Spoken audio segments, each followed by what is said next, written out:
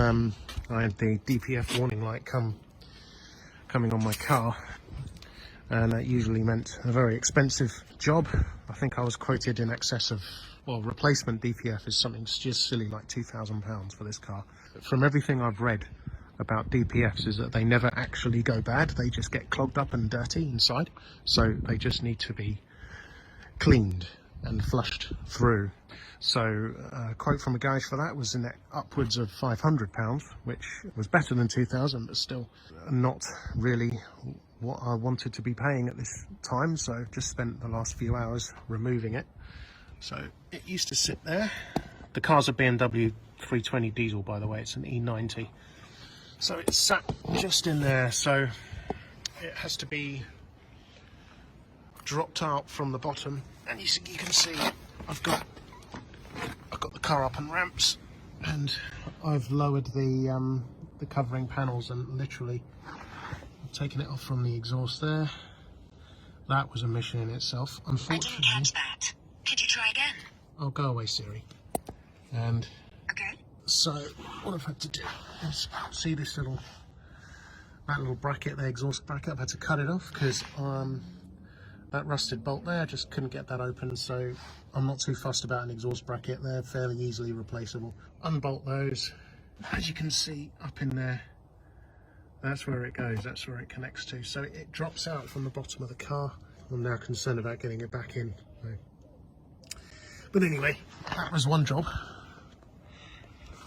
Got my bolts down there for fastening it back in. So my first task was I attached a vacuum cleaner hose basically to this side. That's the engine side.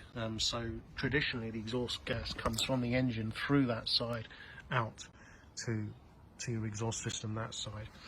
And the filter here, I think it's basically like very dense material in there to filter any soot, which is like the dirty stuff from a diesel engine. I don't know if you can see in there, but I've actually got that pretty clean. You can see all that little mesh stuff in there. That was a lot dirtier before, but literally all I've used is fairy liquid, just soapy water and hot water, and I've just flushed it through, and I've just put it in basically like this. Take my little hose pipe and flush it.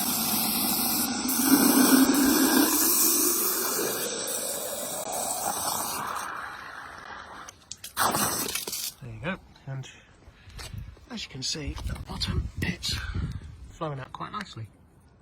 Now before, I was basically pouring the hose in there and it was filling down. You can see how it's just going down straight away. The water's just going down. It's being gobbled up by the filter. It wasn't doing that before. It was just getting stuck there. It was just like filling up and not going down, or going down very slowly.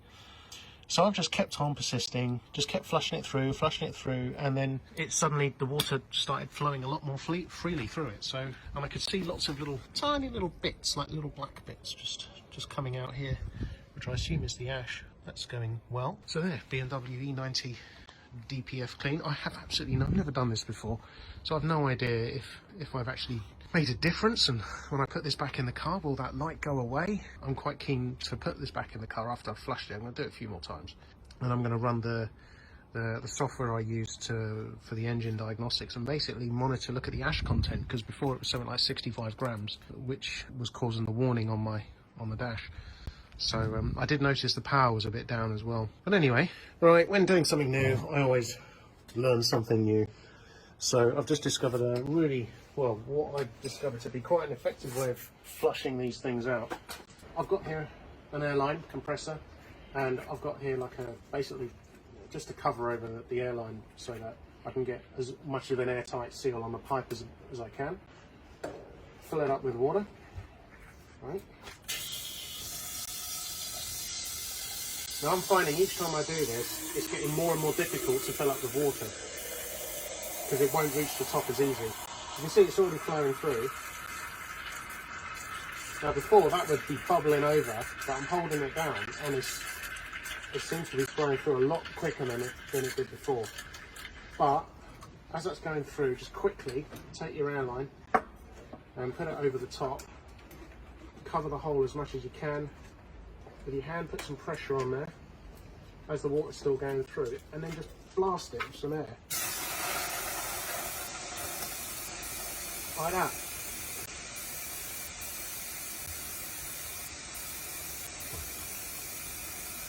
And I've been doing that, and all you're doing is using compressed air just to force all that water down through, and basically, yeah, flush it out of any rubbish that's in there, mainly ash. So yeah, that's another way I've found to flush it. I don't know if it's going to work. I'm going to put it back in the car tomorrow, and I'll see if I've made a difference. But there you go. That's inside the DPF now. After I've been doing some flushing, it's actually not looking too bad.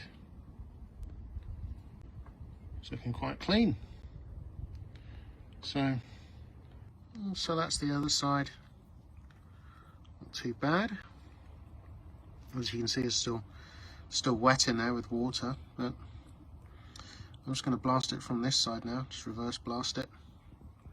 Don't know if you can make that out on the ground, but it looks like there's tiny little like dust, like metal dust, as if, and that's all come from the exhaust. So I'm pretty sure that is ash.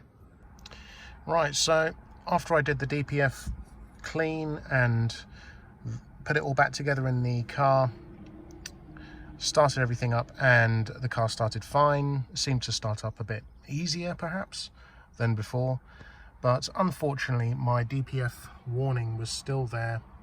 It was still flashing up, and I then plugged in my app, which I've got called Carly, and plugged that into the computer, read the ash and soot levels, and they were exactly the same. So I then did a bit of reading, and I then had to purchase some software. So I'll put the link of this software in the description below, but this is what's called ista-d or ista plus, and this is the software that you need to essentially perform a DPF reset or replacement. So I've subsequently learnt that what happens with these BMWs is that they have a counter in them. The DPF counter is set to run out at 250,000 kilometers, which is roughly what, 150,000 miles ish. So once you exceed that DPF warning light will come up on the dashboard, regardless of the condition of your DPF. Your DPF could be fine, it could be in great condition, but if you've exceeded that mileage, then according to BMW, you need to replace your DPF regardless of its condition. I don't know if I agree with that, but anyway, and also when you look on the DPF, you'll notice the sensors are all before the DPF. So you'll notice there's a back pressure sensor, there's a oxygen sensor, lambda sensor, and then there's a temperature sensor. And then you kind of think, well, how does it work out soot and ash from that? So you got to think those values that it comes up on the Carly app are calculated values there. So I'm going to show you now what I did to reset and turn off that, get rid of that stupid DPF warning light. Before I do, let me just show you the codes that was getting thrown up. You can see those two codes. The first one is just an information to say, yep, I'm about to come to the end of the life of the DPF. And the second one, which is basically you've gone over the expected life of the DPF, replace it now, and I'm going to flash up that DPF warning.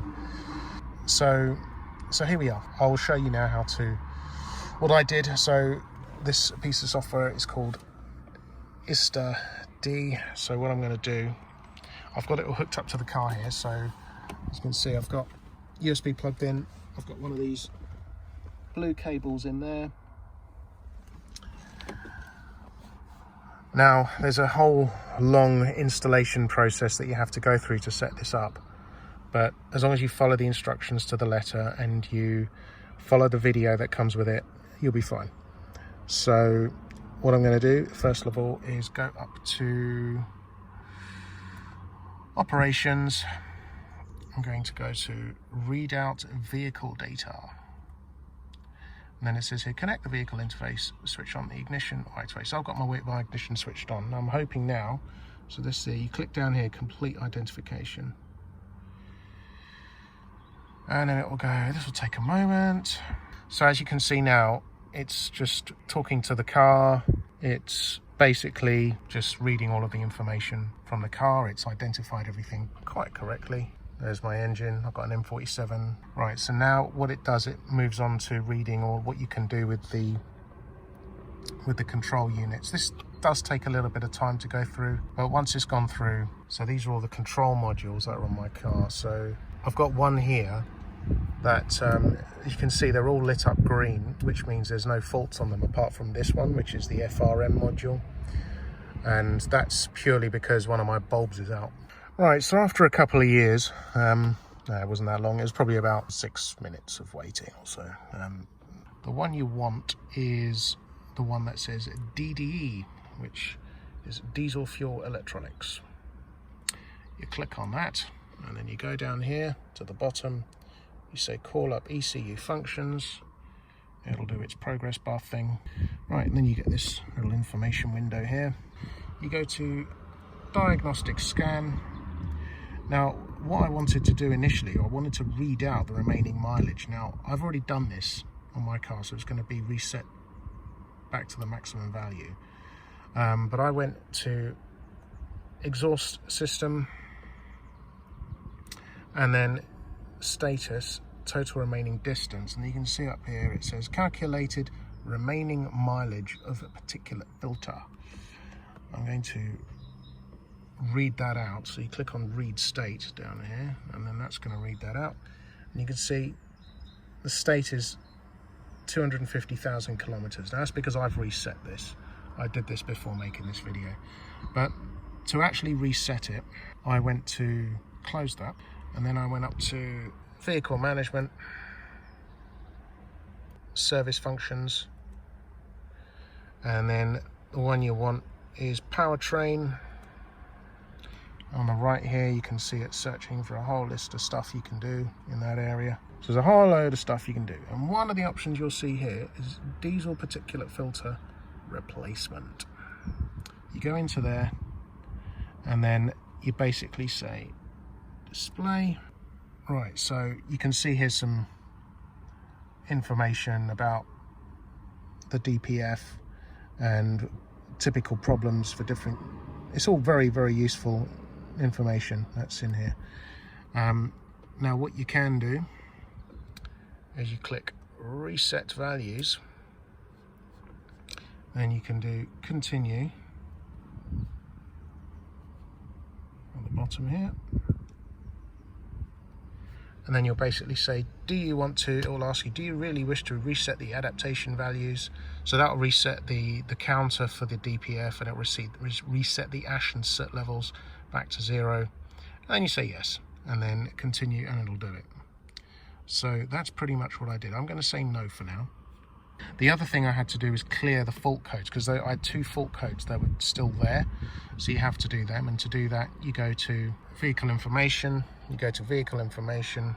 What you'll be able to do, so click on DDE, click on that, and then here you'll be able to say display fault memory. If you've got all the faults here listed here, will be basically listed here. And then this will also allow you to delete the faults. I've got one here because one of my brake lights is out, so I need to sort that out. So that's how you clear those codes. So that's it. That's basically how I got rid of the DPF warning light on my car. And